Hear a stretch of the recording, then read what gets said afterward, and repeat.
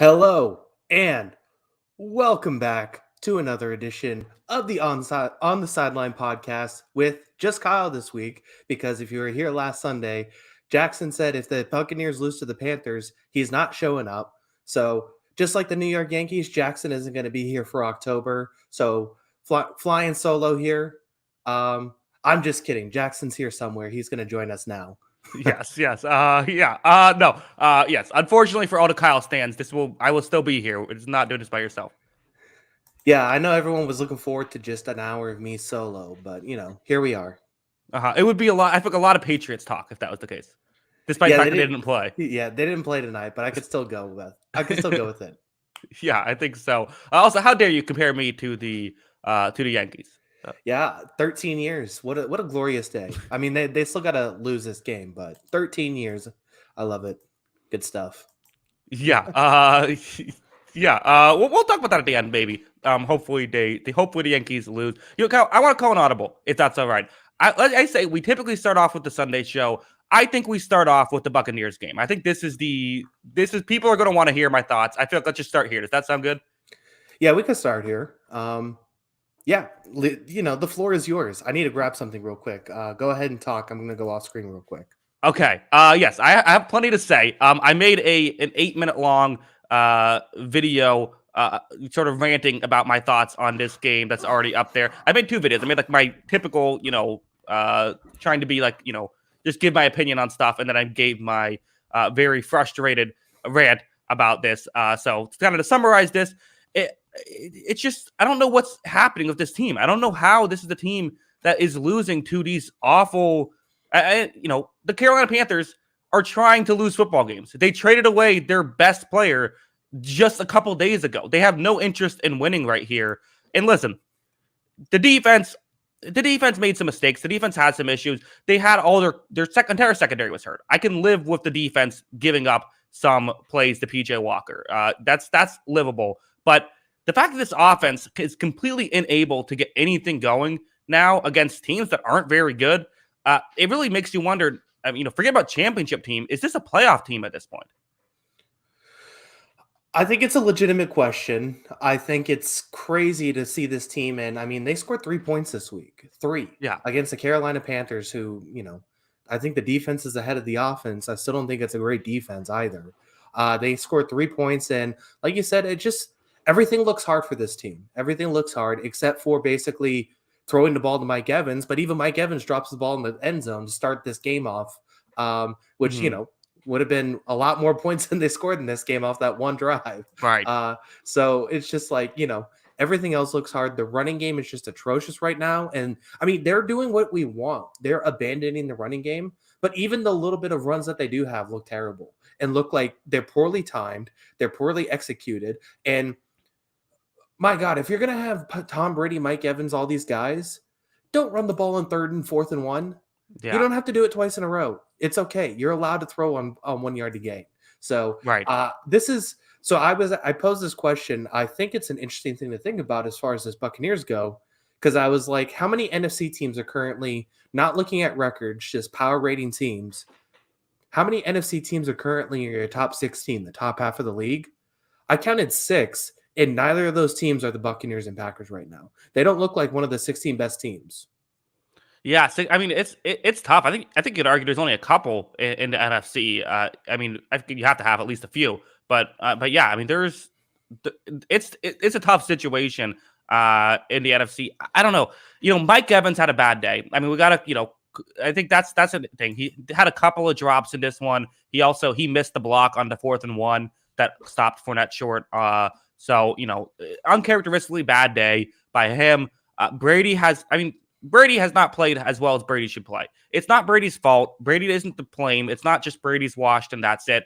That's too simple of a solution. But Brady also needs to play better. He's missing throws on top of it.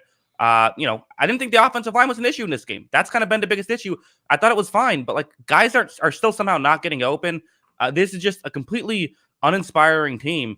And I mean, I see someone in the chat brought up, the Chiefs last year. They definitely went through a big slump and were able to get back together.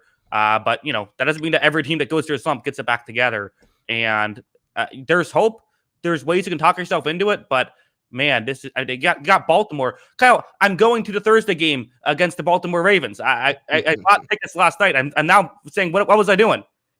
Oh man. Mm-hmm. Yeah, I mean, it's legit. Like the Chiefs thing last year, like we were saying, oh, what's wrong with the Chiefs? If I remember correctly, they're still like top 10 in offense. Like they just turned the ball over. Yeah, they weren't as good. This doesn't look like a top 10 offense. And it doesn't look like, we even said the one consistent thing about the Buccaneers is teams don't run on them. Carolina had 173 rushing yards and 6 yards of carry in this game. Mm-hmm. I just think, there's a lot of issues, I think, with this. And I think that it's I don't know how it gets fixed because it just seems like the ball still moves a little bit too is the frustrating thing. Like Brady can still throw the ball. His passes don't look that bad. It just seems like everything is kind of like a half step off. Mm-hmm. Yeah, we have Anthony saying excuses, Bucks suck. What excuses are we saying? We're saying we agree with you, Anthony. Yeah, I just said they're not a top 16 team right now. They're definitely not. Overlap 618. Great overlap here to help cheer me up with a donation saying, "Hi guys, sorry for the low donation amount this week. I took Kyle's lock of the week with Tampa Bay and put the mortgage on it. It's all I have left." First off, if all you have left is $4.99, do not be giving it to us. Overlap. You're okay.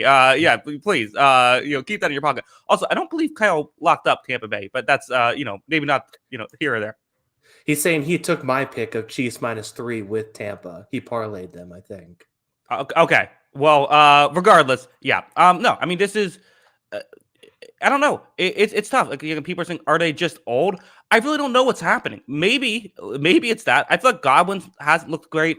Evans had a bad day. He's looked fine outside of this, but I think they're throwing away too many checkdowns and things of that nature. Definitely, the coaching feels like it's very uninspiring. But as much as we like to kind of say, oh, the running game doesn't matter, it's a passing league, all of that stuff. At the end of the day, the fact that this is easily the worst running game in football is clearly being an issue right now. Yeah. And I mean, it shouldn't be that bad too. Like we want them to run the ball less, but Leonard Fournette's still a pretty good running back. So I think it just seems like that there's a lot going on. It doesn't seem like this offense is working. There's been questions from this offseason talking about the Bruce Arians situation of who's in charge of this offense, who's running things.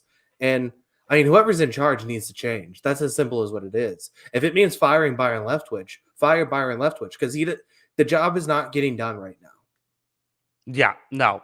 It's an issue. Also, Kyle, another thing to cheer up my spirits. Yankees have been swept out of the playoffs. It will be Astros, Phillies in the World Series. What a time. 13 years. Pathetic. Man, imagine not seeing your team win a World Series in 13 years. It must be tough. I wouldn't know. I've had 2 since then, so it's okay. Yeah, good stuff for you. Maybe one day Tampa Bay can get it done. We're doing all right in our other sports, though. I can't complain too much. I just spent the past 10 minutes complaining about this game, so I guess I can't complain. Aren't you wearing a Tampa Bay Lightning Stanley Cup champion shirt right there? I am, yes. So, yeah, I'm doing all right. I'm okay. I'm in a bad mood. The Buccaneers lost. I had no beer, so I couldn't get the comedically oversized beer mug guy going either. Just a rough day all around. Yeah, I mean, like I said, I made this list, and I guess we'll go through it because I think it ties into these teams too. Sure. So I made the list just off the top of my head. Don't get mad. There wasn't a whole lot of thought put into this, people. So this is just what I have right now as a quick hit top 16. Bills, Eagles, Chiefs, Bengals, Cowboys, Dolphins, Vikings, Giants, Titans, Ravens, Patriots, Jets, Seahawks, Raiders, Chargers, 49ers.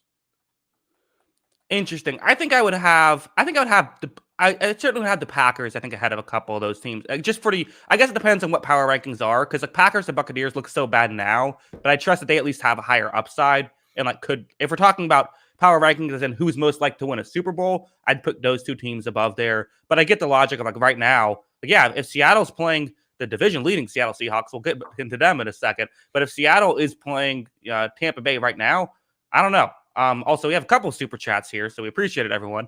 Yeah. Scott B saying this donation is a bribe to talk about the Raiders game dead last. Sure, done. Yeah, we'll take bribes here. Also, we have, I'm happy the Dolphins won, but we couldn't even score in the second half. Well, do you have any final thoughts? We should probably move on to the Dolphins game. Yeah, I guess the one thing, so for the Panthers, PJ Walker starts this season, right? Like, this is settled. Yeah, I think so. I mean, it's one game. The Buccaneers didn't have, Jamel Dean was their only starting corner in the game, and that hurt him in the running game as well. There's a big run given up because Zion McCollum, fifth round rookie, missed the run assignment. So that hurt them in several different ways. Not to make excuses. Again, I mean, I kind of said it's like, okay, Mike Evans had a bad day. That maybe explains some of it, but like Mike Evans having a bad day shouldn't be the difference in you getting blown out by the Carolina Panthers. Same thing with like the injuries in the secondary. But in terms of how it relates to PJ Walker, I want to see more, but he looked competent in this one. Yeah. I mean, it looks certainly better than Baker Mayfield. So not saying much, but that's a step up. Yeah. Let's move on. Let's go to the Sunday night game. What we typically start off with, entertaining game. I thought it was a fun one. Kenny Pickett ended up throwing 3 interceptions. Kenny Pickett really living up to his name so far. I thought Tua played well. Tua, kind of had I saw someone on Twitter compare him to Jimmy Garoppolo, because the Shanahan scheme. He had a Garoppolo-esque day in this one where he looked mostly good, but had a couple of just, clunkers in there. But as a whole, the Dolphins team keeps winning with Tua out there. Yeah, so 4-0 when Tua plays the full game. Mm-hmm. And it looked like for a second they were going to boat race this team, right? It looked like it was going to be over in a second. And then all of a sudden things kind of start to slow down. And I think like the raw numbers for Miami's offense look pretty good, but I don't know. Maybe as Tua, gets back on the field and things kind of start rolling, things are going to be fine. But it just kind of seemed like unless Tyreek, Jalen, or I guess even Raheem, most are touching the ball, it just seems like this Dolphins offense stinks. But I guess Mike Gesicki I would also throw in there as a good player. But I mean, I think that's still a pretty good offense. Yeah, I mean, it's working. It's working for them. And I mean, Tyreek and Jalen have been unreal at the top of their game. So, and I mean, credit has to go to Pittsburgh because we've seen it now for 2 weeks now against pretty good receiving cores each of the last 2 weeks. I think the secondary's held up and looked pretty good. So I think they had some chances at turnovers in this game that they didn't get. And that kind of came back to bite them at the end because their offense just could not go the full length of the field to score. But I think overall, this Pittsburgh secondary is pretty good. And I think it limited a lot of what Miami wanted to do. I think as they keep getting some rhythm, it'll get better for Miami. But I think, I thought it was a little sloppy down the field a little bit. Yeah, it's funny because we talked about this brutal stretch Pittsburgh was going through, but they've done well. I mean, they got killed by the Bills, but they beat the Buccaneers. They've performed okay against the Dolphins. Again, I don't know how much we care about this if you're a Steelers fan because you're 2-5. Your season is in turmoil. I know as a Steelers fan, you're probably hoping for another 8-1 season, keep the Tomlin streak alive if it's possible. Might be tough this year, but the main thing you're looking at if you're a Steelers fan is Kenny Pickett. You're wanting to see his development. What did you think about him today? I thought like 90% of the things, actually, I thought like 80% of the things he did today were pretty good. The problem is he has a little bit of the Drew Lock syndrome where like, it's just kind of like an F it, someone's down there sort of mentality. And like, I'm all for trying to stretch a defense. You don't have to throw the ball outside the numbers down the field like every possession. You just don't. And turnover luck's eventually going to swing back his way probably. But it seems like every time he wants to throw down the field, it's an interception. I thought when he stays in the rhythm of the offense, he hits Claypool over the middle. He does some of the easy stuff. He gets out and runs. I thought things looked pretty good for Pittsburgh. he just immediately then tries to turn around and throw a ball downfield. And then a lot of times it's ending up in a turnover or a near turnover. And I felt like that happened in this game. Yeah, I think I agree. Want to move on? Yeah, we can move on. All right, let's go to the other team that had a sort of a very disappointing loss, the Green Bay Packers, who are reeling as well. Them and Tampa Bay, really, I mean, it's the same storyline, right? I mean, it's the exact same thing happening, really. I mean, but with the Packers, it's much more understandable. I mean, this is just, I think the more interesting thing is talking about how the Chiefs and the Packers compare, and we'll talk about the Chiefs obviously later on, but how the Chiefs said, okay, we're getting rid of our star player, but we're using the resources that we got from that to try to make the position even better. You're not going to replace Tyreek Hill, but make a more complete receiving core. They went out and got options that they felt like could at least be solid. They got a couple of guys who are like, okay, this guy's going to be at least an okay player, and took a couple of chances as well. The Packers really did say, they got rid of Adams, and, I'm not saying they did nothing to patch, they did some things, but they definitely went to the dollar store and turned the wide receiver market. And it's just, I mean, they have to, I really think that this Packers team, Kyle, is this a Super Bowl contender if they still have Devontae Adams? I kind of feel like they are, but they just don't have any receivers. Yeah, probably. I mean, the funny thing is I was thinking about this, is we all laughed at Chicago this offseason for all bad they did. What's the difference between Chicago and Green Bay skill players? Aaron Jones? The difference is, I guess the difference is that I kind of feel like Chicago might be better, but also that Chicago is trying to lose football games. That's the difference. Yeah. I mean, there's just a lot. Obviously, Christian Watson didn't play in this game. So, that's somebody that they drafted in the second round and we're hoping to kind of have an impact early in the season. Romeo Doubs, 4 targets for 0 catches. That's not going to get it done. And then at the end of this game, Alan Lazard went out, and it seemed like this offense was basically dead. They basically they went down and cut this to 23-21, and it was basically off of 3 penalties. And it's like, that's how this team's going to succeed. And we've seen things where we've seen this Washington defense kind of get torched in the passing game, and the Packers just couldn't utilize. They had 96 yards in the 3 quarters, 96 total yards of offense in 3 quarters. And then they got things moving a little bit in the 4th quarter, but it's just not enough. And if this team's going to rush for 38 yards, they're just not going to win football games. This team is not that good. Yeah. Also have a super chat. Jackson, hair still poopy, but improved. Yeah. It's not my best hair day. All right. But yeah, appreciate it. I think, I don't know. Thanks for your money. I guess if you want to pay to, that still insult me, I'll take the money. No. And Kyle, you really got off, you get half of the super chat. You really get off scot-free there. You don't get an insult and you get half the money. Yeah. Anybody can roast me anytime they want. It's okay. Okay. Yes. No, for money. Don't just come in here roast me. No, you said it anytime. You said anytime. No. Back to the Packers. Yeah, it's just like, again, you can make some excuses, and you can definitely look at this and say, I remember, one Packers fan was saying, it's like, well, Sammy Watkins has been injured. It's like, you have Sammy Watkins. Like, he gets injured. Like, that's what you took risks. Some of them aren't going to work out. And you're right. I mean, Washington was able to stop the run. There's a clear blueprint right now. Like, the teams are just doing this to the Packers, where they're just, it's very similar to what the Chiefs after the Super Bowl, where teams just started playing cover 2, except for the Raiders. This is like, okay, teams are saying, never have a second safety deep. They cannot beat you on the outside. You're going to be okay. And the Packers are really struggling to do that. They got a pick 6 in this one and still could only put up 21 points total. Yeah. I mean, I don't know. Did you ever think you'd see the day where teams would basically say, we're going to man up your receivers against Aaron Rodgers? Right. Aaron Rodgers, and they're just like, all right, well, just man up your guys. You're not going to get it past him. It's just not happening. This team's built to succeed off of the running game and getting penalties downfield. That's the only thing they can do right now. Yeah. I mean, I don't think this is a Super Bowl contender right now. I have it off my list. I think that there's too many problems. Maybe they get Odell Beckham. Maybe they search for something in the trade deadline, but it just doesn't seem like that option's out there. Yeah. No. The one thing I was going to think as well is, this sounds silly, but could Aaron Jones be moving to a wide receiver?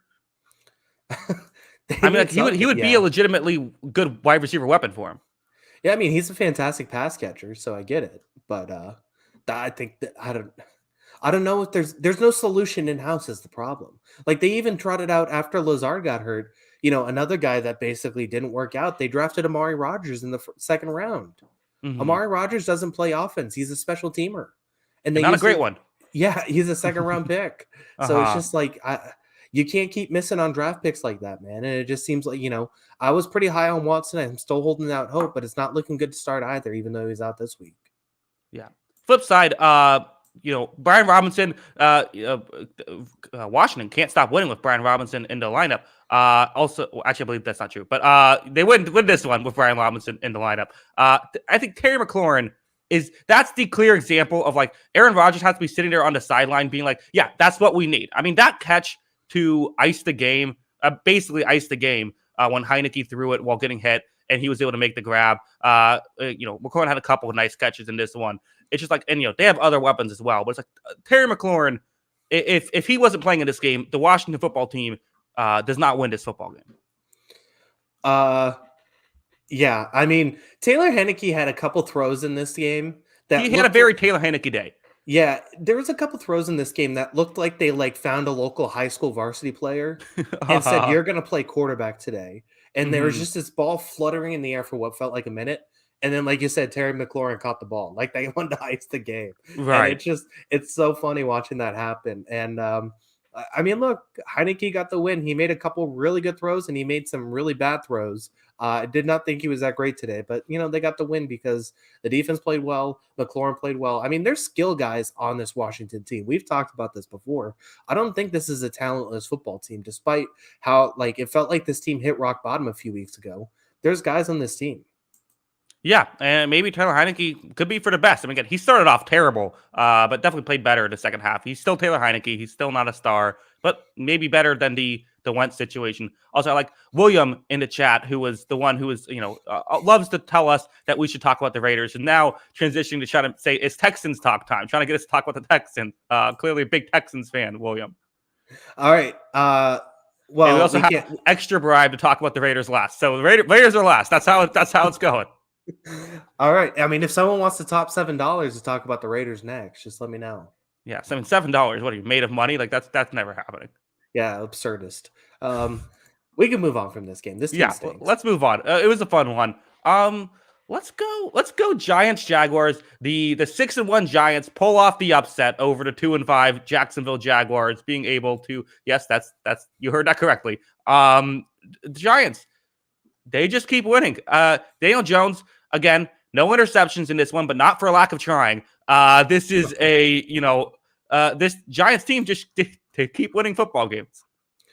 I mean, they did it again. Gosh darn it. I mean, they go down and find a way to win this game, and they get the stop on the 1 yard line. It looked like a Friday Night Lights scene. The stop on the 1 yard line to win the game on the final pass. Just absolutely crazy how this one came down to the wire. I thought, both offenses moved the ball a little bit, so I guess that kind of worked. And I don't know, what do we think about this Daniel Jones thing at this point? Because yeah, he had a couple, scary passes, but he also ran the ball really well. 107 yards on the ground. What do we do with this guy going forward? What do the Giants do with this guy? Do you give him another contract? I wouldn't go into the offseason planning to do that. Daniel says Giants are 7-1 if you count beating the refs. I do not. No, so 6-1. But yeah, I think that, listen, I think I remember saying a couple years ago, if they use Daniel Jones as a dual threat running back, dual threat quarterback, that feels like the best way to use him and the best way to, make his talents work. They did that in this game. They had a lot of design runs with Daniel Jones to make this work. I still don't think that he's shown to me that I don't think they're winning because of Daniel Jones, but I think that he's definitely not a bad quarterback. He's a top 32 quarterback in football, certainly. I just think, what's the upside of Daniel Jones? Yeah, I would think that's fair. I don't know what the upside is, but at the same time, he's 6-1 right now because this team keeps finding ways to win games. Mm-hmm. Yeah, I mean, this was another game where I was like, okay, Jaguars were up, 11-10 at one point, and I thought they had a chance to keep going and win this one. And yeah, it was just squandered at the end. They couldn't get it done in the fourth quarter. Giants outscore them 10-0. They make another comeback win. I think this is a solid team. This team doesn't beat itself. That's the thing that works for them, right? It doesn't hurt itself, and that's why they win these games. But they're trying to. I mean, Daniel Jones in the past several games has thrown just a back-breaking interception that gets called back due to a penalty that didn't affect the play. Yeah. Also, we have Super Chat. Joe says, Giants are just playing decent football, punching above their weight as a team. They are a good team a year away from being a great team. Yeah, I think that's pretty well said in this one. Let's talk about Jacksonville for a second. Here's something that I see is that Travis Etienne, 14 carries, 114 yards, so 8.1 yards per carry total in this one. Despite that, they still threw the ball 44 times if you count the one Christian Kirk pass. Should they be focusing more on the ground game here? Possibly. I mean, the interesting thing in this one was James Robinson wasn't playing.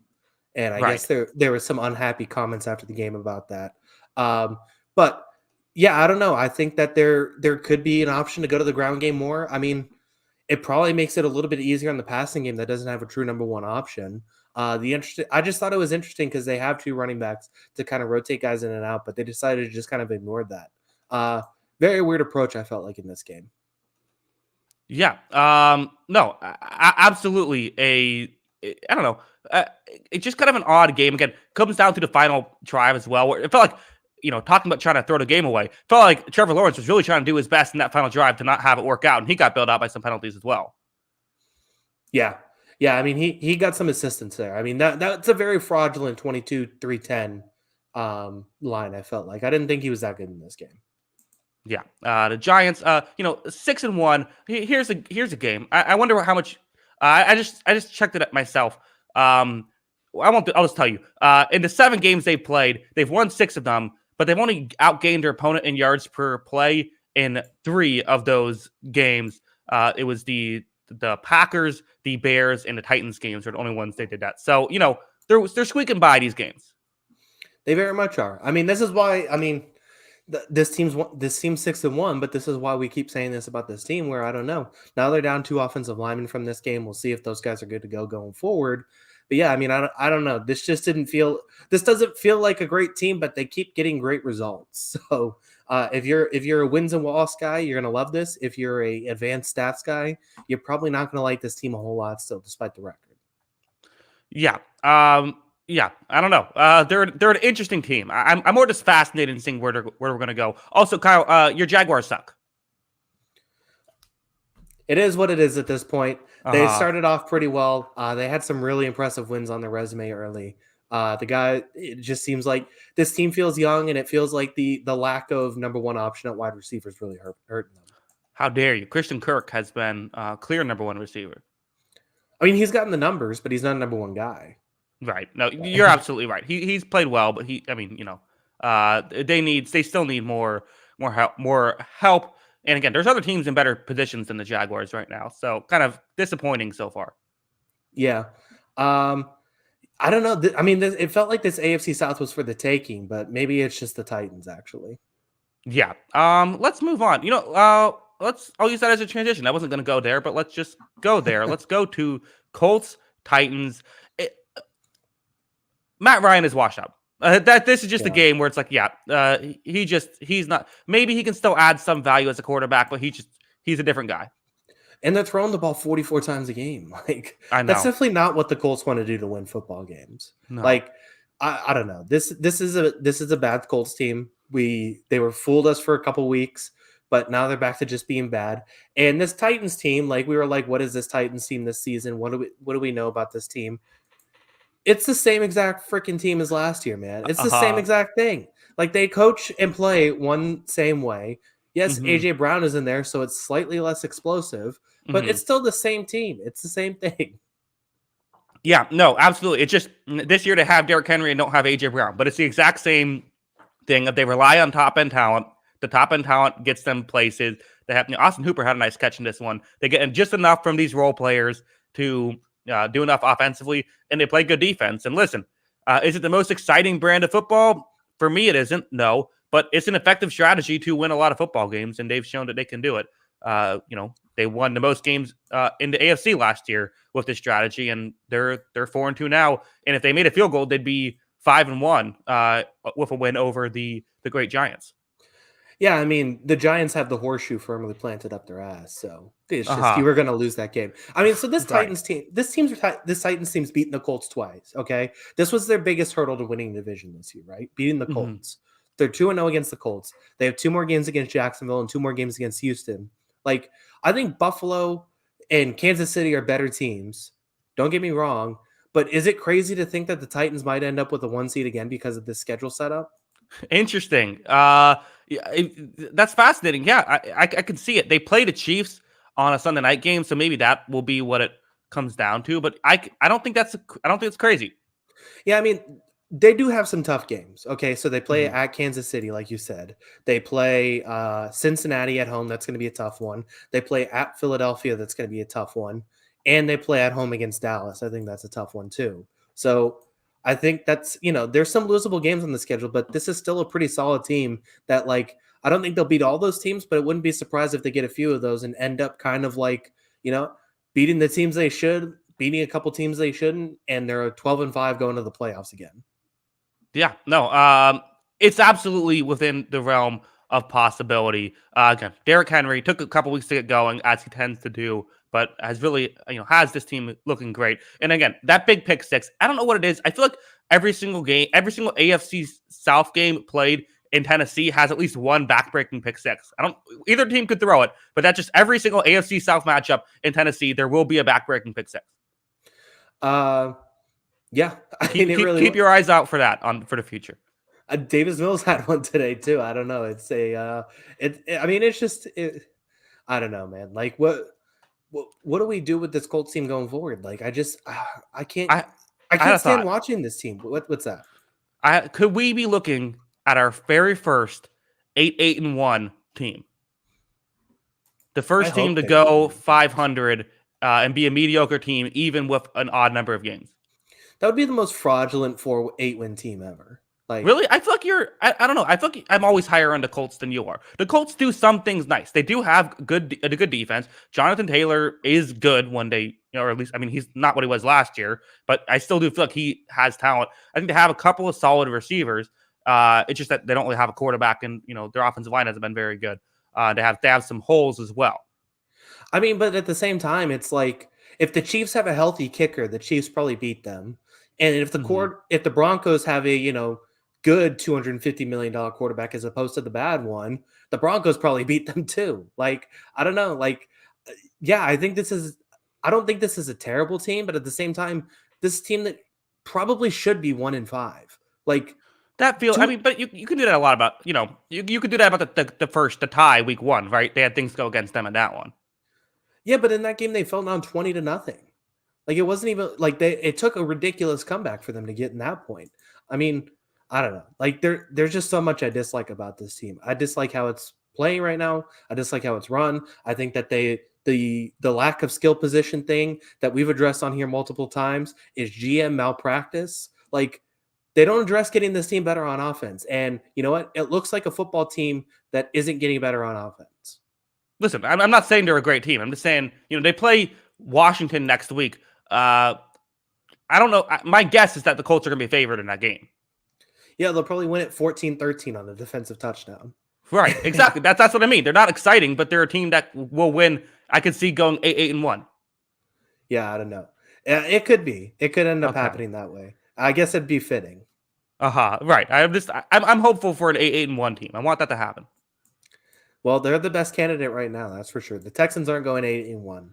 Yeah, they're probably going to win a lot more than that. Let's go to the Browns Ravens. We had an interesting game. A lot to talk about. Some the weird offsides or false start or whatever that was. That was definitely a headliner in this one. As a whole, again, Lamar Jackson had a weird game. He only had 9 completions, but I thought he played pretty well in this one. We saw the Gus Edwards back into the mix and back into the end zone twice in this one. Browns look better than they've looked in weeks past, but they just keep losing these close games. Deshaun Watson's going to have a lot of catching up to do when he comes back December 4th. Yeah, and it might be too little too late at that point because there's tough games on the horizon with Mhm. Bengals, Dolphins, Bills coming up, and maybe they'll get the Buccaneers, one of the worst teams in the league. But Yeah, they'll win that game, but mhm. and the thing is too is like I don't know, like I don't think Jacoby Brissett's been as bad as I thought he'd be. But at the Mhm. same time, he makes like the dumbest plays at the worst spots, don't he? Right. Doesn't he? Like he's had a couple really bad interceptions, and there was a couple really bad plays at the end of this one too, where it felt like Browns had some momentum. Um, I just don't really know what to like. Is it as simple as they should give the ball to Nick Chubb 25 times a game and just enough with this, limiting his touches in the regular season nonsense? Like he should have the ball as much as Derrick Henry has the ball. Yeah, at least early on, right? At least like when you're before Watson gets there, that feels like that's the move. Yeah. I don't know. Like this is I think this is a pretty good team. Like I like Cooper, I like Peoples Jones, I like Njoku, I like their running game. They just can't find a way to put enough points on the board. Like this, I don't think this Ravens team, like you said, I think Lamar actually played okay despite the numbers, but it wasn't a great Ravens game by any means. And it looked like they were primed to lose another double-digit game in the fourth quarter this week. Just a lot not happening on either side of the ball right now. Either side of these teams right now. The Ravens can't generate explosives anymore. What happened here? Because it seemed like the first 2 weeks that had been figured out, and they're just back to being the Ravens from the past couple of years. I don't agree with that necessarily. They had a big play to Devin Duvernay early on the outside. They're about to get a lot of explosives on Thursday against Tampa Bay, probably. This is I don't know if they've had as many explosives these past couple of weeks, but it's football. You're going to have ebbs and flows. I don't know if I would sit here and say that they can't get explosives. I mean, it's just not enough. It feels like, right? Maybe it was just the mood of this game because Cleveland wanted to limit that and say basically we're going to play this game as slow as possible and see if we could take it that way. But yeah, I mean, it just felt like the Bateman one was he made one catch and then he turned and got upfield for a huge gain. And outside of that, it just seemed like there was really nothing for a lot of the second half. I mean, there wasn't a lot going. I think that's fair to say. I think that there was, the Browns did cover well in this one. So I guess that's reasonable. And there was definitely a couple plays where I noticed that Lamar is like holding onto the ball for like 10 seconds trying to get something to happen and still nothing's getting open. So I think it's fair I think it's fair to say that happened. One of the other notable stats in this one, the Browns, for one thing, Browns yards per play was 6 yards per play. The Ravens just 4 yards per play. So the Ravens, after last week of heavily out yards per playing the Giants and losing, they said, okay, now no, we have to beat a team that doesn't get many yards per play. That's the key to success, apparently. The Browns 2 for 11 on third down. I mean, that's why they lost this game. Yeah, they couldn't execute in the big spots, and that changed everything. Because yeah, I mean, like you said, it seemed like the Browns kind of outplayed them in spurts. They just couldn't finish drives, and I felt like that killed them in the end. Um, like I don't know, like, do you think this Browns team can still make the playoffs despite the start? I'm not betting on them. They have a chance, but the AFC's tough. We talk about how tough the AFC is. I think you're going to. I think you might end up with 7 teams. Well, I guess you have 7 teams, so that makes it a little bit easier. But I still wouldn't be shocked if you have 7 teams that at least have are 10-7 at this spot. So if that's the case, that means you only can lose 2 more games down the stretch. You have to go 8-2 down the stretch to get that 10-7 mark, and you still have 4 games without Deshaun Watson. You have, I know we're making jokes about the Buccaneers, but they're still a wild card at this point. You have the Bills, you have the Dolphins, and then the Bengals. Those are the 4 games that Brissett will have to play. There's a chance they lose all 4 of those, in which case they're just dead. Yeah. If you're 2-9 at that point, yeah, the season's over. You have to at least split those 2 and probably have to win 3 out of 4. Yeah, I think I agree with that. It seems like I'm just about ready to write off this team because of it. Yeah, I think they're a good team. I think that if they have Watson, they're probably top 7 team. But I just think that with the fact that they've lost too many close games, they're just too far out. I agree. Yeah. All right. Well, let's move on. Let's talk about a team that beat the Browns earlier this season. The New York Football Jets. No one really says that, but I said it there. Beat the Denver Broncos 16-9. Brett Riplin was in this one for Denver. Didn't really notice that much of a difference offensively for the Broncos. So that's maybe not great. He did miss a couple throws. A nice tribute to Russell Wilson there. Riplin had, but Zach Wilson with a hilarious stat line of 16 for 26, 121 yards, no touchdowns, no interceptions. Breece Hall was awesome in this game, but then he got injured, and I believe it's a serious injury, so that sucks. But as a whole, this is a defensive win. I guess the story here, Sauce Gardner continues to put on a show. He had the game-sealing pass breakup. I guess the Broncos had another drive, but it was a lot tougher. He had a pass deflection in the end zone late in the fourth quarter to keep it a Jets lead. Yeah. He's very good. I mean, both of these guys all of the secondaries played really well for the Jets. I've kept talking about this. All of these guys are really good in the secondary right now. This Jets defense is good, but I mean, they played the Broncos, so I don't know really how much to, I don't know what to do with that information, but like they've continued to play well and impress. Sauce Gardner feels like is it a heavy favorite for rookie of the year? Like defensive rookie of the year? It feels like it should be. Well, Hutchinson had a big day. He's definitely in the mix, I think, at this point. Jack Jones? Just because, sure. But, I mean, listen, the reality is Hutchinson was the guy everyone said should have gone first overall. He's just going to get, if it's close, the voters are going to want to prove themselves right, so they're going to vote for Hutchinson.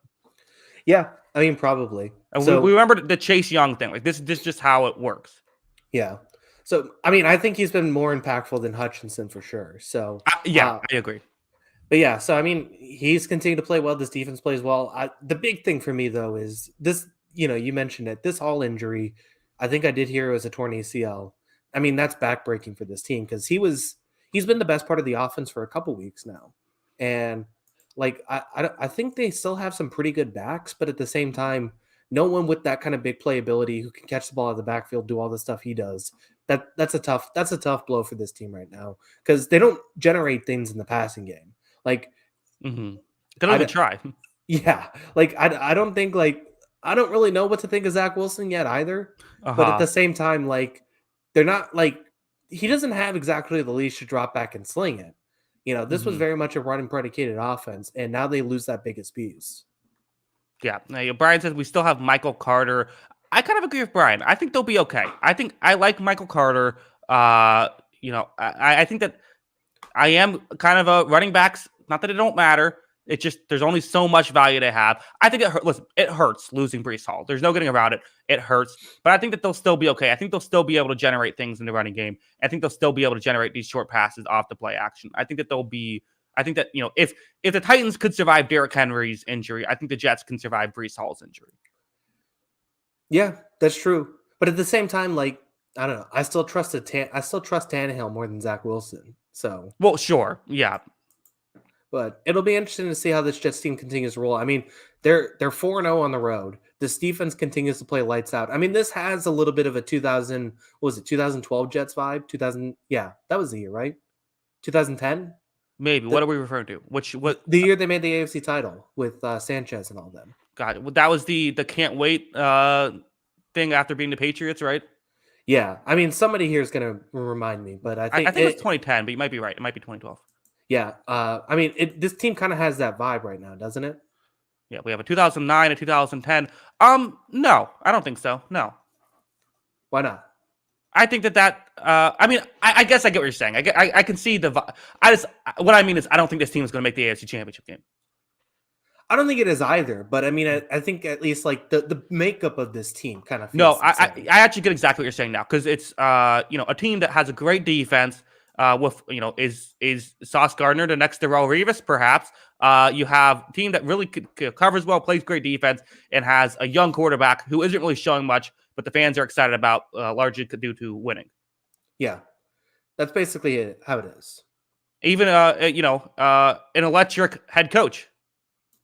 Yeah, he's fiery on the sidelines. It doesn't look quite as funny as Rex Ryan, but you know he's still animated. Yeah, absolutely. I see it. I gotta be honest, I don't care about talking about the Broncos. Yeah, I mean they mean nothing to me. We know exactly what this team is. It's a great defense and a bad offense. I mean, they have a great pass rush. I think they can cover really well.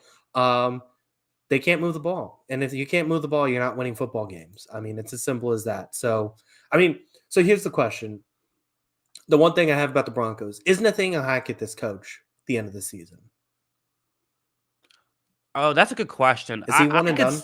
I could see them. I could see him being one and done, and I don't know if that's entirely fair, but I could see them just kind of making him the scapegoat, saying, "Oh, it's all his fault," and that can maybe make it easier for everyone else involved. Yeah. Yeah, I think it's going that way too. I don't know. I'm not saying I would do it. I'm just saying I could see it happening. I think we're gonna have 2 one and done coaches by the end of the year, honestly. So You I think think Todd Bowles? I didn't think about Todd Bowles, but I was Mhm. thinking Lovie Smith. But at the same time, I think Nathaniel Hackett's definitely going to be in the conversation. Yeah. I know. I think. Yeah. I think. Oh, the Texans love the one and done coach. They can't wait. Yeah, it definitely seems like it might be the case. We'll talk about them this last, actually, because we got paid to talk Yeah. about them last.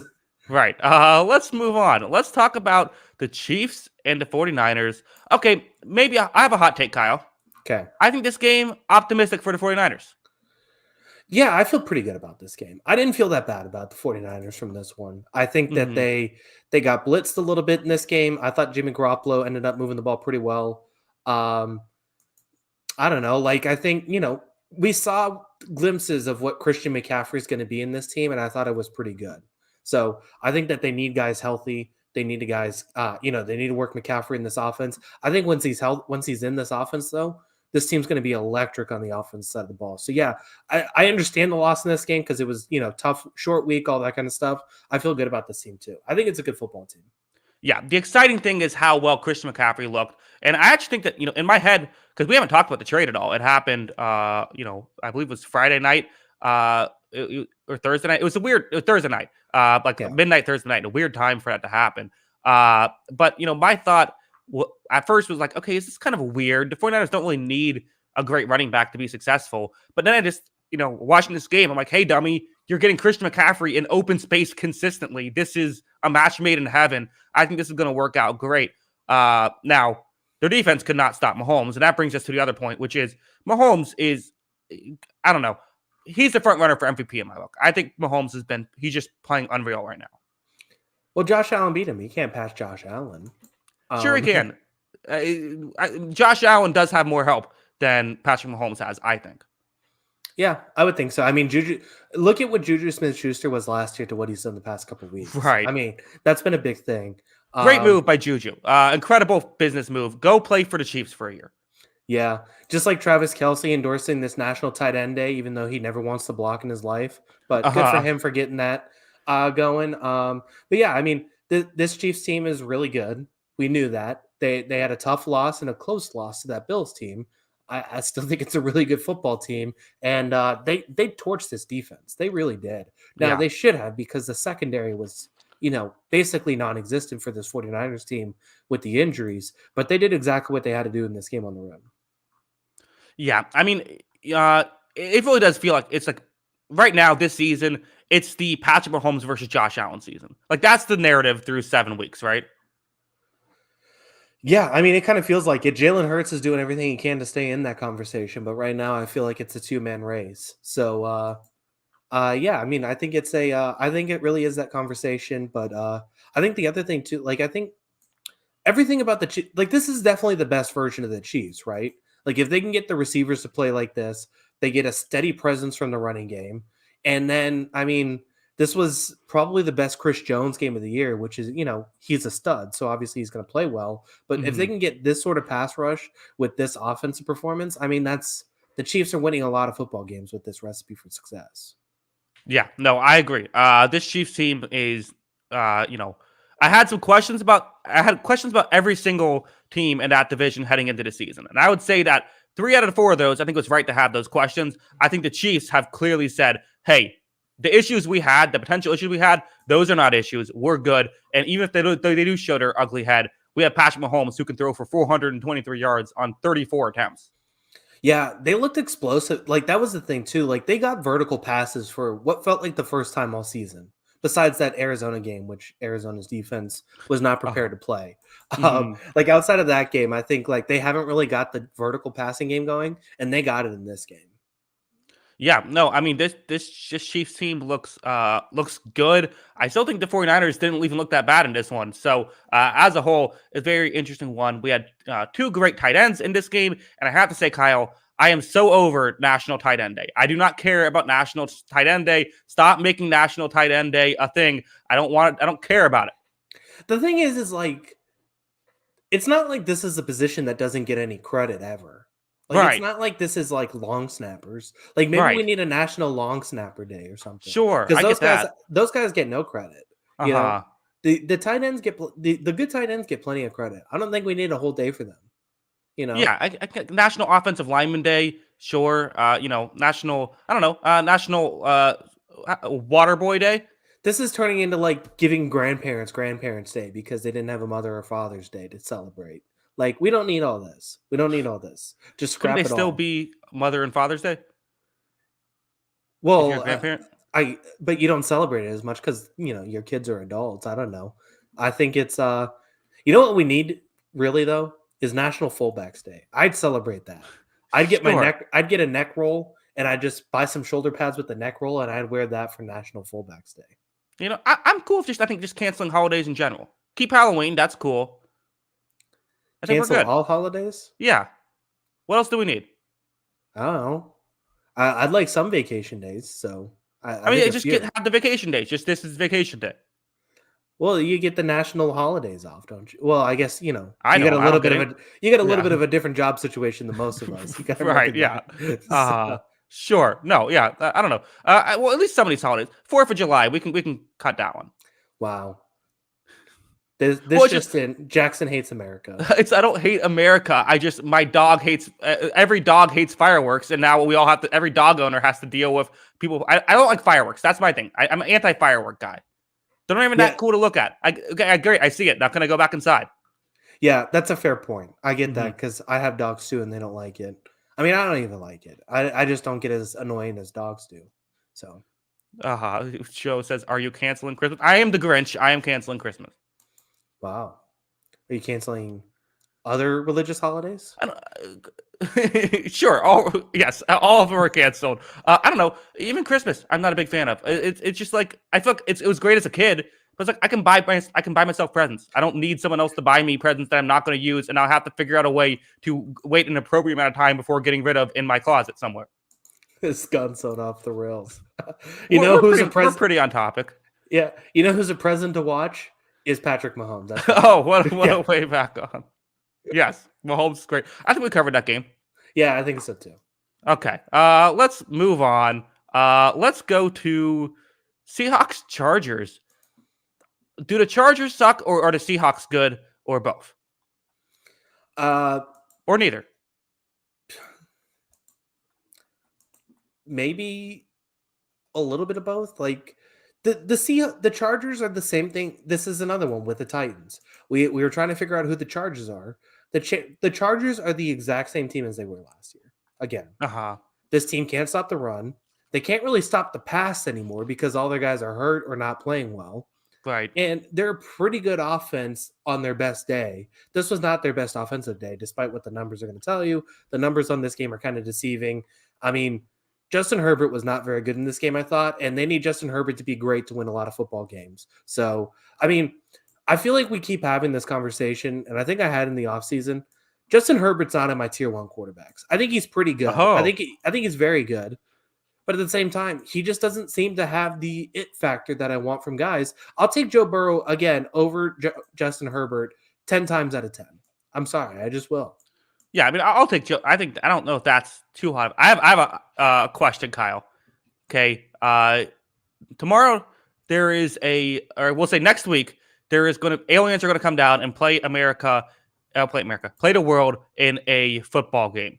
You get a pick between one of two quarterbacks who will represent us. It can either be Justin Herbert or Geno Smith. Which one are you taking?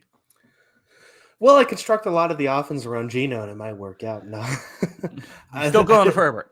Yeah, I'd still take Herbert in that one. But Geno is playing very good football. He lost DK Metcalf really early in this game, and still managed to bounce back and play well. This was a good performance from Geno and the Seattle offense and the Seattle defense, I thought, which we had given a lot of crap. The last couple of weeks, they come up big and made some big plays. Yeah. I want to just cap off the Chargers for a second. Then I will praise the Seattle Seahawks a little bit more. J.C. Jackson gets injured in this one and appears to be a significant injury. So you're hoping to see him start to take a step forward and get healthier. It went the complete opposite direction, which sucks. We saw Keenan Allen play in this one, but he wasn't. I'm not sure of how healthy he was because he wasn't very effective in this. And they still feel like a very Austin Eckler, Mike Williams, and Justin Herbert dependent team. Their offensive line's banged up. I mean, the Chargers it's classic Chargers season, right? They're getting all banged up. And my last thought about the Chargers is it is kind of funny that the defense that Brandon Staley didn't create, but he popularized with this, two safety deep every time. It seems like now every team's running it successfully except for the Chargers. Yeah. And it's because I just, if you're going to invest this much in secondary and the guys still aren't good, you're not going to win football games. I mean, your defense isn't going to be successful at all. And that's the problem. And I mean, they even invested. How did they invest this much in the defense and it still stinks? That's my question. I don't know how that's happened. You have a guy who has a specific scheme, and it just seems like you can't run it to what you want. So I don't know what the problem is here. And then, like you said, J.C. Jackson's out. I mean, he wasn't playing that well to begin with, so we'll see. I think Mike Williams also got hurt in this game, so I think it's a tough look for the Chargers. I'm selling this team right now. Apparently, someone says Allen played like 4 snaps. So I guess that explains why I didn't see him out there much. He wasn't playing much. Yeah, I don't know. Because, if Williams is out, even if Allen does come back next week fully healthy, I still don't think this is going to be a great offense. Like, I'm just selling this team right now. I really am. I think the Raiders are better than them. I do. And I think that there's 7 teams better than them in the AFC. Yeah, I think you can blame the injuries a bit for the Chargers. I do. But I also think that, I had my criticisms about them. Chargers fans kind of kill me for having my criticisms about them and some of the moves they made if they had all this money, and I think could have used it maybe in better areas. But at the same time, they're still 4-3. I mean, we're kind of eulogizing them. They're not feeling bad about themselves, and they play the Falcons next week, who are kind of a solid team. That'll be an interesting game to kind of gauge where those two teams are at. But Chargers, I think, just kind of look, like you said, kind of similar to what they are last year. They're just a little bit more banged up right now. Yeah, I mean, the thing is, I don't think any of their games to end this season, besides maybe the Broncos game, which they still barely beat the Broncos, none of those games feel exactly winnable. I think they're all either I feel like I'm betting the other team or I feel like they're toss-ups right now. Interesting. So you would, I guess, like one of them, Arizona, would you have, I guess what you're saying, I could see that going either. None of those games feel like, the Chargers are definitely winning that game. Yeah, I would so let's go this way. I think the Falcons on the road is a toss-up. I would take the 49ers at the Chargers on the road. I would take the Chiefs at home, or the Chargers. I would take the Chiefs on the road against the Chargers.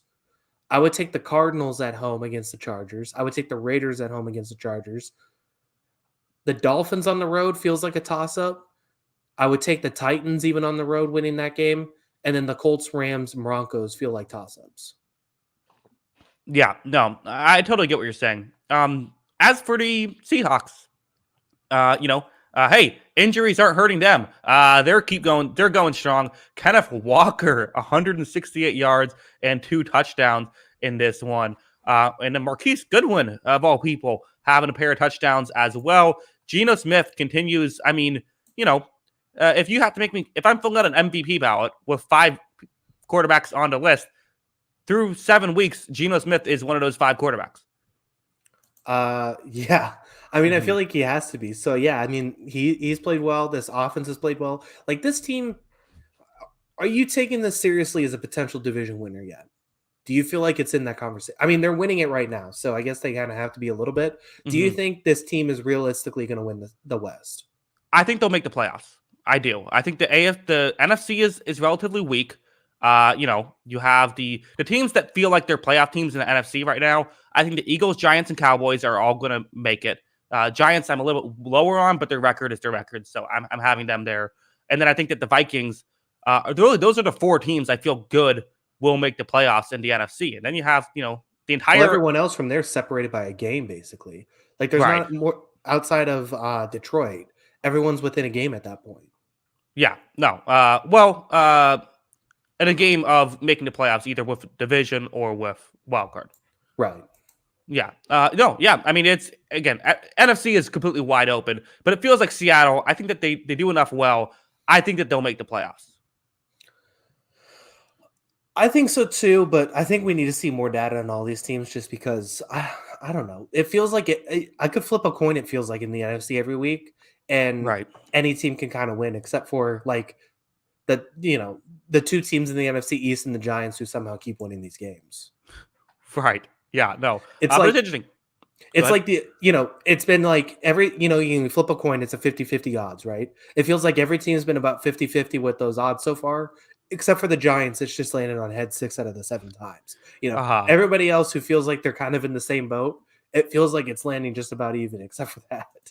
Yeah, maybe I'll walk back I'm not sure if the Seahawks will make the playoffs, but I think that they're heavily in playoff contention. To play the Giants next week, though, so that'll be an interesting game with two teams that have massively overperformed expectations so far. Yeah, Seahawks somehow will be 4-4 off of that, so we'll see. Right. Let's move on. 4 games left. Let's talk Falcons, Bengals. Maybe don't have to spend forever on this game. The main takeaway with this one, though, is the Bengals are all the way back. I mean, we saw the Falcons. They tried to play that 2 safety deep coverage of let's not let anyone beat us down the field. And then, Tyler Boyd was having a field day with that stuff. They changed it, but then great. Now your game plan is, hey, let's mix things up and let's cover Jamar Chase one-on-one on the outside. That didn't work. The Bengals are throwing the ball down the field constantly, and Joe Burrow, 481 yards on 42 attempts, 3 touchdowns. Burrow is all the way back. Burrow could end up sneaking into the MVP conversation, which is crazy to think, when he had all those turnovers week 1, that he could make that happen. The Bengals are back. Yeah, they are definitely back. They've played really well. Burrow has played lights out the last 2 weeks. He has 6 touchdowns to 0 interceptions. I think he's at like 78% completion percentage, doing quick mental math here. I mean, he's been on another level. He has 10 touchdowns to 1 pick since week 1, basically. So he's been really good. Like you said, I think some credit goes to Zach Taylor these last couple weeks. Yeah. Just because, it was kind of like what we said last year, where they identified the problem late in the season. They adjusted their offense to it. They've identified the problem with this team the last couple of weeks. They've adjusted their offense to it, and their offense has been lighting it up since then. I mean, they have 781 passing yards the last 2 games. Yeah. Hey, listen, I'll criticize coaches if I think that they're not coaching well, but that doesn't mean I think they can't become better coaches. And Zach Taylor, I think, has done a great job with this Bengals team. Again, 8.1 yards per play in this one the Bengals had. And they had over 500 yards, whereas the Falcons just had 214 yards. I mean, these are crazy numbers. I didn't even think the Falcons looked terrible in this. They had a crazy sequence where they had that 75-yard Demir Byrd touchdown, and then they had, the Bengals 3 and outed, and then the Falcons had a long punt return, so they ended up getting 10 points, a 10-point swing there. But other than that section, I mean, really, they struggled to get much of anything going. Yeah, I thought this Bengals team covered really well, except for that 75-yard touchdown. I mean, you just get covered to Demir Byrd. He's just one of those uncoverable guys. Yeah, exactly. I mean, outside of that, it was basically like one true drive for a score. So, I mean, yeah, it was a good performance for the Bengals defense, I thought, despite, the 17 points. They did really well. This team just feels like it's rolling right now, and I think it's going to be tough to stop. Because the thing is like, so we talked about this defensive shift and how teams are slowing down offenses are scoring less because you can take away the deep pass. But the Bengals at their best, you can't take it away because their receivers are so good, and specifically Jamar Chase is so good at winning that battle on the outside. We talk about it as a 50-50 lineup when you're throwing that jump ball down the sideline. It feels like it's legitimately 80-20. He's going to win that ball. Yeah, you almost undersung it, I feel like. I feel like it's even higher than that. Yeah, no, I mean, absolutely. You can't do that. And then you have guys like Tyler Boyd and, even Joe Mixon can catch something underneath. So, absolutely, it's, very good stuff from Cincinnati. Nice to see my Super Bowl, one of my Super Bowl teams seemingly is doing well in this one. Final thoughts. Let's talk about the Falcons ended there for this game. Played Desmond Ridder already. The Falcons aren't going anywhere this year. The Falcons aren't going anywhere this year, even in that division. That's what Rex Smith said. Yeah, sure, why not? Right? Like, Mariota's played well, but why not see what you have in Ridder? I wouldn't be opposed to it. Like, I wouldn't be upset with either side of this, honestly, because Hmm. I think at times we're really quick to try and throw quarterbacks into the fire, Hmm. and it's sometimes can be a hindrance. Like, I'm okay with saying Mariota knows the offense well. He hasn't done anything wrong, I think. So I I don't know. Like maybe if I don't know. Like I don't think it'd be crazy for this team to make the playoffs, given what we've just said about the NFC. They're tied Once for the lead. Yeah, I mean, once Patterson gets healthy, Hmm. like it's not crazy for this team to continue rolling. It was a whole different offense when he was on the field. You know what I think they should do? I think to really, they should see what they got having Felipe Franks. I think he should be the guy. I think that would be a really smart strategy. That would be I'm not biased in this suggestion at all. Why do you like Felipe Franks? No, I want the Falcons to lose. Oh, that's true. Yeah. Yeah. I mean, they still might beat the Buccaneers with Felipe Franks. You just lost to a third string quarterback. Yeah, no, probably. Actually, the Buccaneers seemingly played worse the worst quarterbacks we go up against. Like Case Keenum still, Case Keenum would be Peyton Manning if he played the Buccaneers every game. Yeah, that's for sure. All right, let's move on. 3 games left. Let's talk Lions Cowboys. Not a great game, but there was some interesting things to talk about in this one. Jared Goff, I mean, this guy did not look good at all. Jared Goff had a rough day, in this one. For the Lions, though, okay, listen, not a lot went great. Aiden Hutchinson, a sack and a half. I didn't realize he didn't get 2 full sacks, but he looked great in this one. This was the first, he had that 3-sack game, but it was kind of fluky. This was the first game Aiden Hutchinson looked like the number 2 overall pick. Yeah, he was a one-man wrecking crew. Like we talked about, you just said, how bad the Lions were. Mm-hmm. They had the same amount of yards per play as the Cowboys in this game. Like it wasn't like a huge letdown between the two sides. So I think the Lions defense played a little better than we expected. And a lot of that had to do with the defensive line kind of wreaking havoc, specifically Hutchinson. So yeah, I mean, I thought this Detroit team played pretty well on defense, but right as the defense starts to find a little bit of its groove, the offense falls apart. Mm-hmm. 5 turnovers aren't going to get it done. That's not a recipe for success I'd recommend. No. So yeah, I mean, it was a tough game for the Lions. That was one of their worst performances of the season, back to back kind of.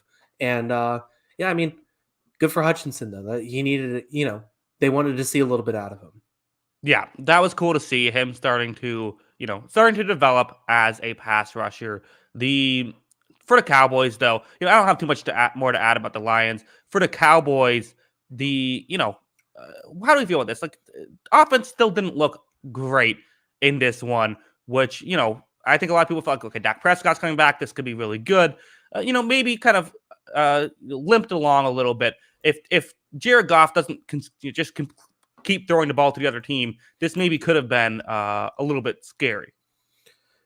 It definitely could have been, that's for sure. I mean, I'm giving them a little bit of the benefit of the doubt because it's Dak Prescott's first game back, and he was pretty efficient. Like he might have been the best offensive player besides Tony Pollard in this game. Mm-hmm. The one guy that's I know he is coming back from an injury to start this year. Like Michael Gallup does not look like a true number 2 guy. Like he just doesn't. No. Mm-hmm. Like dude, this is a team that feels like it could go all in with a trade, right? Like it feels like they need to find something. Teams that are in the NFC West don't like to trade. Like I agree that it makes sense, but I'm never counting on a team to trade because teams don't really do that. Yeah, I know. NFL's weird. I mean, I don't know. I feel like when you have a defense playing this well and you have good pieces on offense, I'd be finding a way to go all in right now. Yeah, maybe see if we can get that Amari Cooper guy. Yeah, Cooper would be nice. Mm-hmm. I think there's guys that could go after this too, or at least inquire about. I don't know why the NFL doesn't do it. I really don't. I don't know why teams aren't more active around trade deadlines. Yeah, I mean, especially again, we just saw the Rams win a Super Bowl this way. What are we doing? And the thing is too, with a lot of these contracts are lined up that a lot of these are already paid off by the time the trade deadline happens. Like it's not like you're taking major cap hits. Like you could spend on basically a rental, basically nothing, give up a draft pick and make it work. Yeah, no, I can, and you could literally just make that part of the deal. Like you could just say, like, hey, we're not paying the contract, but we'll give you a draft pick for it. Like, and teams would do that. I don't know. I just think teams are. It feels like GMs and head coaches get such small shelf lives at the NFL level. I just feel like that's probably the main reason is everyone's just so afraid to look stupid. Yeah, I mean, I'm sure it's a little bit harder than like an NBA setting to like learn offenses and get into the groove, but at the same time, Sure. I don't know. I think it's worth the risk. Yeah, I think so as well. We have One Nation Underground says, Jackson, you're going to do a top 5 ranking at the end. Sure, I'll do my top 5 power rankings at the end of this podcast. We only have a couple games left, so let's get to the Thursday game, Saints Cardinals, and stop me if you've heard this before. Saints quarterback gets a decent amount of passing yards, but can't stop throwing the ball to the other team. But this time it's Andy Dalton, the guy who throws 3 interceptions in this one. Really screwed over my lock of the week picking the Saints. Yeah, I mean, it was kind of crazy to see that unfold because it was we literally said on Wednesday that like Andy Dalton, it plays it safe, right? Andy Dalton takes care of the football, and he did the exact opposite. He had 2 really bad pick sixes in this one, and that was basically the difference in this game. Really, like I thought Arizona played pretty well, but I didn't think they played that well. They were able to execute at the end. I felt like that was a big thing. But yeah, I mean, I didn't think they played that great of a football game, but they got it done. Hopkins looked really good coming back for his first game. Yeah, Hopkins, again, it's hilarious how their offense was, they had 20, Kyler had 20 completions. Half of them were to DeAndre Hopkins in this one. He has 103 yards. The next closest was Rondell Moore with 31 yards. So, I mean, Hopkins means a lot to the team. And hey, yes, they're very DeAndre Hopkins dependent, but not the worst player in the world to be dependent on. He's a very good player to have. On the flip side, Kyle, your guy, Chris Olave, is really blossoming to be a really good wide receiver for the Saints. I mean, he's been worth that draft pick. Yeah, he's been awesome. He's been really good. I mean, if this team was better, he'd definitely be in the Offensive Rookie of the Year conversation. He still might be because he's that good right now. He's been terrific. I think everything about – I don't know. Like, what do you think of this Saints team right now? They feel like they're better than 2-5, but at the same time, I don't know how much better they are. They could win the division. This is the stupid NFC South. I mean, they have 4 one-score losses, and their only non-one-score loss was by 10. Like, this team's not getting torched or anything, but it feels like I could go through and say every team's basically losing or winning by 1 score right now. It feels like that's just the NFL today. Yeah. No, I completely agree. I don't know. It's tough. I mean, if this really does go out the rails, they're going to look really not great trading a future first-round pick so that they can get Trevor Penning. I mean, that's going to really, Eagles looking like they won that trade pretty quickly. Yeah, honestly, because I mean that's a top 10 pick right now, isn't it? Yeah. I think it's even higher than top 10. Just looking at it right now, it's only it might be a top 5 pick right now. Yeah, Eagles are in good shape going forward, I think. Yeah, they're doing all right. The undefeated team that has a lot of draft capital next year, doing good for themselves. Any final thoughts on this one? No. I mean, I think this Arizona team looked better this week. I still don't know if you were to quickly look at the NFC West, I don't know why I keep calling them the South, NFC West, I still feel like I'm going to call this team the 4th team in the NFC West, but I don't feel like comfortable with it. Yeah, I really can't wrap my head around what this NFC West team is. I think I agree. They're technically currently 4th in the division, but 1 game separates every team in this division. Interesting that there's actually 2 divisions in the NFC South now I'm doing it. In the NFC like that, there's NFC West and NFC South who both have every team within a game. So I could see it. Yeah. We'll see. We'll see as Hopkins gets back into the offense how they look. Yeah. Finally, we will talk Raiders. Took us long enough. The Raiders. Listen, I know people are going to say we struggled against the Texans. We've seen this now. Winning football is difficult. Winning games is hard to do in this league. The Raiders definitely let the Texans hang around, but outscoring the Texans by 21 points in the 4th quarter will definitely get it done. I thought Davis Mills looked solid. I thought Damian Pierce looked solid. They were able to do some damage on this Raiders defense, but at the end of the day, it was really the 1-2 punch of Devontae Adams and Josh Jacobs that propelled the Raiders to victory. Yeah, where's William at? Oh man, the guy's been waiting all day. Uh-huh. Poor guy. Yeah, I mean, look, I think Mills was okay. Like you said, I thought he was pretty good, but at the same time, he had a pretty sad interception to end this one, the pick He did. six. Mhm. So, yeah, I don't know. Like this was I think it's a good win for the Raiders because any win right now feels like a good win. They're Right. 2-4. They're going in the right direction. Josh Jacobs has continued to be incredible. I think he's the MVP of this team right now. Um, and they're doing some good stuff. I think they're doing some pretty good stuff. I think there's still room to get better, but I still think this is a pretty good football team. I've been on this. I think despite the record, I think they're poised to go for a huge run here. Yeah, I don't disagree, and I would still give the MVP to Devontae Adams. I think that there was all that stuff talked about after week 1 of are they targeting him too much? Like, well, maybe they target him a lot because it seems like every time he has the ball, he's impossible to tackle, he's wide open, and he's getting big first downs for the Raiders. Yeah, that helps. Yeah, uh, good stuff there. Also, how about Mac Hollins? Who is this guy? Garrett Carr does this every year. Some random guy comes in and becomes like a legitimate player. Yeah, I mean, he continues to make some pretty good receivers out of this. I mean, even I don't think Renfro was that bad in this game either. So Mm-hmm. if they have these options, it feels like the Raiders are really close to being really good, right? Like, I don't know like how good, but it feels like I don't know if they're going to be like on the same tier as Buffalo, Kansas City, Cincinnati, but it feels like that you could easily put them in that second tier of the AFC right now. Yeah, I think they're good. Again, part of the issue is just you lost some games early that you should have won. That Yeah. Chiefs game, you probably should have won that one. You lost to the Cardinals, definitely should have won that. My voice is losing my voice.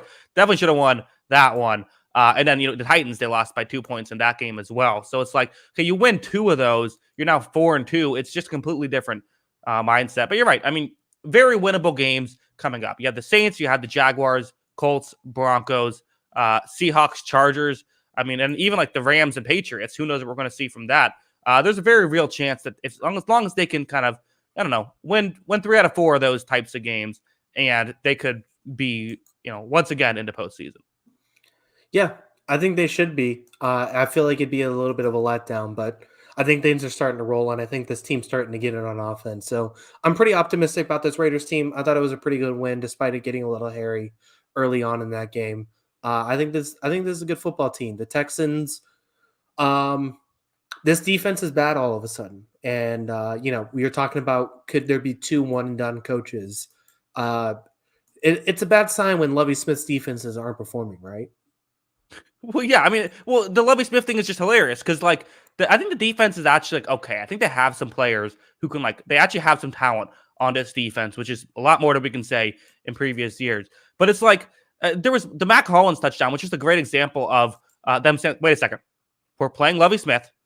He's probably playing cover 2. Let's just send Mac Hollins right in the middle of the field. He will be wide open for a touchdown." I just think there's so many plays like that where they're just like, oh, yeah, let's just run an easy zone beater against cover 2 for a touchdown.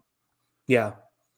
Yeah. I mean, like Josh Jacobs has having no issue against this team because Lovie Smith, which again, I don't have an issue with playing cover 2, but the way that Lovie Smith does it, it's such a soft zone that, I mean, any running back could have success in this one. DJ Turner had 3 carries for 20 yards. Zamir White only 2 yards, so maybe he can't, but everyone else can. Yeah. Raiders ended up this game almost a whole yard per play better than the Texans. If you're giving up 7 yards per play, you're probably not going to win a football game. That's my expert opinion. Yeah, no, I mean it's tough. But again, Texans are kind of like they're a few years away, and they've been there for a few years.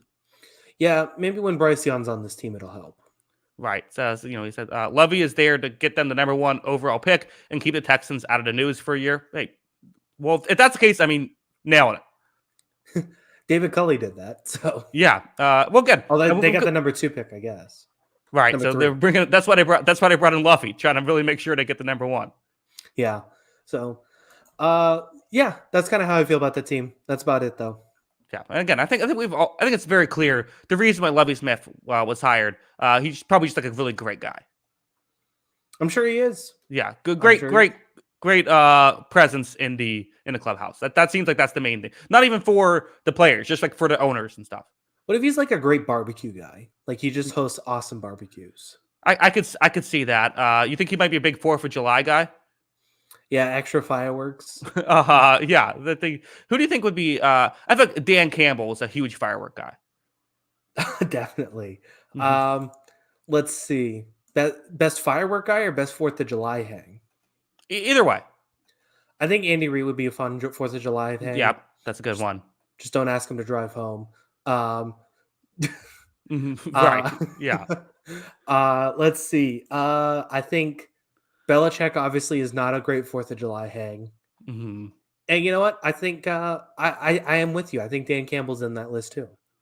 Yeah. I think. Salah or is Salah too much energy? No, I think Salah's good. Salah's a good 4th of July guy because it's like that's like a special event when you're going there. You know, he's not a guy you want to see.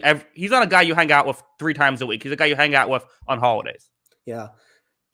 Matt Brandon, LaFleur, the worst 4th of July guy. I was gonna say Brandon Staley. He's definitely showing up yes. with like a book that he's reading, like while Yeah, everyone's hanging out. yeah. I think that would be a tough one. I think so. Yeah. All right. Well, good show. Yeah, what a way to end it. Yeah. I mean, it's unfortunate Bruce Arians is no longer. I mean, Bruce Arians is the 4th of July guy. I think, right? Yeah, for sure. I mean, Hmm. he'd be a really fun time. There's no Yeah. doubt about it. He's definitely the grandparent that everybody wants to see. Right. Kyle, let them know where they can find us on Twitter before we head out. Yeah, make sure to follow us on Twitter. That is at Jackson Kruger. Make sure to follow me at by Kyle Gronin. And make sure to follow the account page at On the Sideline JK. That's at On the Sideline JK. Yeah, I always see someone saying Jackson better make one of his a different kind of power rankings this week. I'm going to try to. Let's see again. It takes a while to get those together. So I know some people really like those.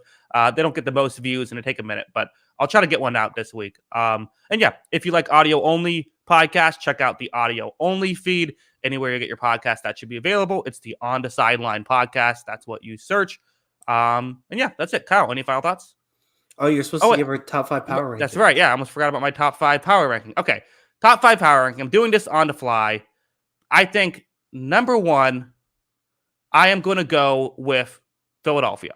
I think Philadelphia, they have the best record, and they play in a weak NFC. And I think that's I'm factoring that in. For me, my power rankings are who has the best chance of winning the Super Bowl. They're going to have an easier road than the AFC teams. So I'm putting them at number 1. I think number 2, I'm going to go Buffalo, and number 3, Kansas City. I'm going to throw those in together because, I think they're very similar, but Buffalo beat Kansas City, so feels like it's pretty clear to make those 2 there. So now I have 2 teams left, and this is where it gets difficult. You could argue several different. Wow, I didn't think about how difficult this is really. I think I'm going to pick the Bengals number 4. Is this a crazy take? I think Cincinnati number 4. I feel like I trust them. I think Cincinnati 4 and Dallas 5 feels like the right order here. That's the same exact list that I had for my top 16 earlier, Oh. except I had the Bills 1 and the Eagles 2 because I just did who were the 16 best football teams. Sure. I think the Bills are a better football team than the Eagles, but we had basically the top 5 exactly the same. Bills, Eagles, Chiefs, Bengals, Cowboys. Yeah, it's very interesting. What? No Giants love in there? They're 8th. That's fine. They can stay there. Okay, that feels pretty high. The Giants are 8th and the Titans are 9th, and I feel like that's just the mirror image of each other. Yeah, it's just the Spider-Man meme with those 2. Yeah. All right, Kyle, any final thoughts? Patriots by $1 billion tomorrow. Let's do it. The Gaming Jay wants to know where the Vikings are. I had them 7th behind the Dolphins. Okay, that feels fair. Yeah. Should be an interesting game. Kyle said that if you do not, I'll have to start the Wednesday show by myself if the Bears won. No, I'll show up by the way, but the Patriots aren't losing, so I don't have to worry about it. Okay, Kyle, humble as always. Thank you to everybody for watching. We do appreciate it. And until next time, see you later, alligator. Yankees suck.